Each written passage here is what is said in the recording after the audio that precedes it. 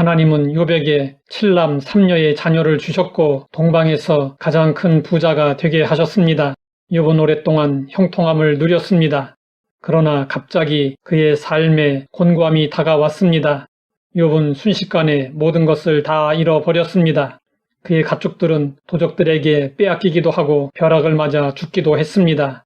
그의 자녀들은 큰 폭풍에 모두 죽고 말았습니다. 설상가상으로 욥은 발바닥에서 정수리까지 악창이 나서 고통을 당하게 되었습니다. 이때 욥은 고백했습니다. 주시니도 여호와시요 거두시니도 여호와시오니 여호와의 이름이 찬양을 받으실지니이다. 욥의 아내가 저주의 말을 퍼부었습니다. 하나님을 욕하고 죽으라. 그러나 욥은 믿음을 잃지 않고 말했습니다. 우리가 하나님께 복을 받았은즉 화도 받지 아니하겠느냐. 욥의 말은 인생에 형통함이 있으면 곤고함도 있을 수 있다는 것입니다. 욥을 위로하겠다고 찾아온 친구들은 기막힌 상황에 무슨 말을 해야 할지 몰라 한동안 입을 다물고 있었습니다. 그러다가 한 사람씩 욥의 고난에 대한 의견을 말하기 시작했습니다.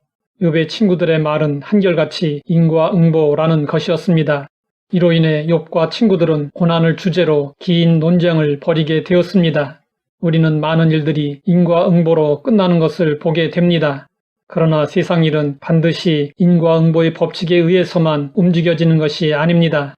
인과응보의 법칙이 적용되지 않는 경우도 많습니다. 예수님이 길을 가실 때 날 때부터 맹인된 사람을 보았습니다. 제자들이 물었습니다. 이 사람이 맹인으로 난 것이 누구의 죄로 인함이니까? 자기니까? 그의 부모니까?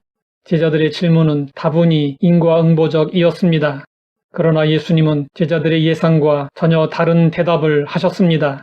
이 사람이나 그 부모의 죄로 인한 것이 아니라 그에게서 하나님이 하시는 일을 나타내고자 하심이라. 사람들은 어떤 일이 인과응보의 법칙으로 이해되지 않을 때면 기구한 운명의 장난이니 또는 전생에 내가 무슨 죄를 지어서 라는 말들을 합니다.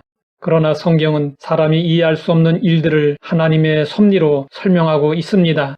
욥은 이해할 수 없는 고난을 당했습니다.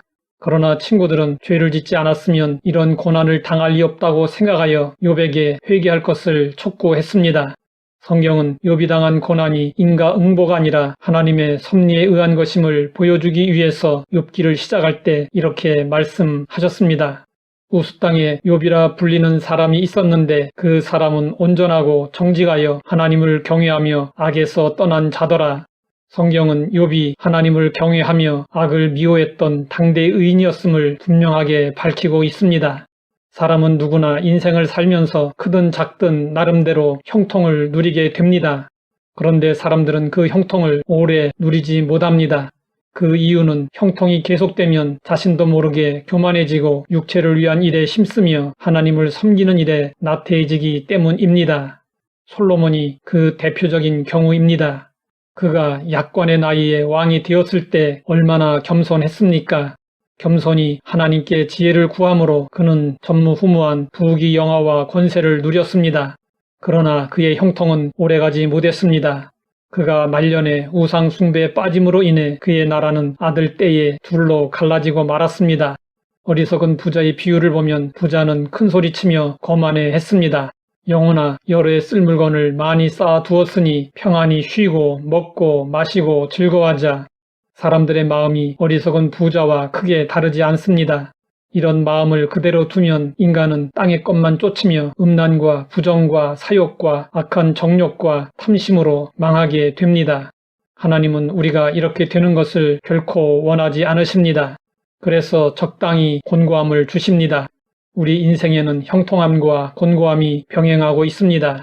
우리는 인과응보의 차원 넘어 하나님의 섭리가 작용하고 있음을 기억해야 합니다. 당장 곤고함이 다가온 이유를 모를지라도 궁극적으로 우리에게 유익을 주시려는 하나님의 섭리와 은혜인 것을 믿어야 합니다.